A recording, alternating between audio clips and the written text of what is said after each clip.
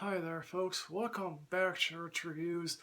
So I finally got around to seeing Spider-Man Far From Home. Yes, I finally got around to seeing it, considering that everyone else who lives in a very large city with probably advanced screenings finally saw that. And now I get to see it.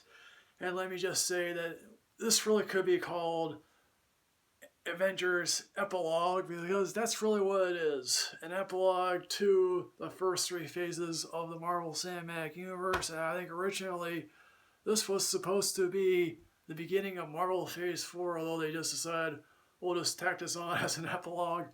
And Peter Parker is going to Europe. Hooray for him. I don't know what school he goes to that allows him to go to Europe. He wants to seal a deal with the romance of Mary Jane, played by Zendaya. Here's the thing. I really thought there was a better romance going on between Tobey Maguire and Kirsten Dunst between those three films. You can't touch that. And Happy tells him not to ghost Nick Fury, which he promptly does. Little Nick Fury tracks him down, which I certainly would if I wanted to get into Zendaya's pants.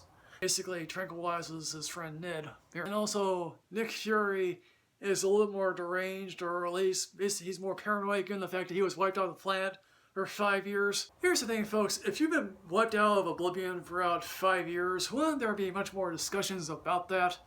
No one here experiences PTSD. I think there's one very fascinating conversation with Aunt May, once again played by the hottest Aunt May in the world, Marissa Tomei. My ultimate problem here is, okay, you're still stuck in high school. Okay, that'd be interesting to know that, hell yeah, so many people 5 years ago were in high school, now they are, you're graduating with them. Tom Holland looks like a high schooler. Tobey Maguire, not so much. Andrew Garfield, I think, made a passable attempt at looking like he was in high school, though. Peter Parker sort of teams up with Mysterio to defeat the Elementals, because Mysterio is from another planet. Mysterio is the actual hero. No, because quite frankly, if that was the case, that'd be a short film right then and there. I truly believe that Tom Holland is the best choice to be a Spider-Man, because we actually do believe that he looks like he's in high school.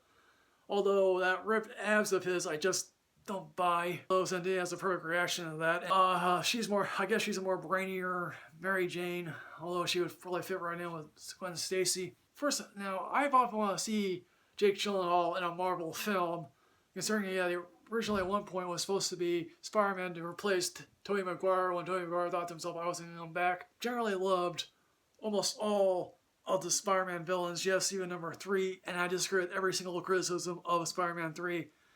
The Amazing Spider-Man villains, not so much. The Lizard, okay, that's an interesting creation, but the remaining villains from Amazing Spider-Man 2, I could just forget about that.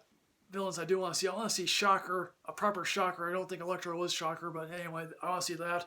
I want to see Hobgoblin. I would love to see Chameleon. I want to see Scorpion. A proper crossover with Venom. That'd be wonderful as well. Really, again, you have such a great build-up to Endgame, and now we got this.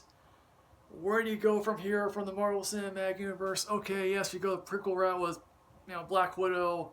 You do the Eternals. You do Shang-Chi. You do a couple of sequels. When do we get back to around Spider-Man 3 then?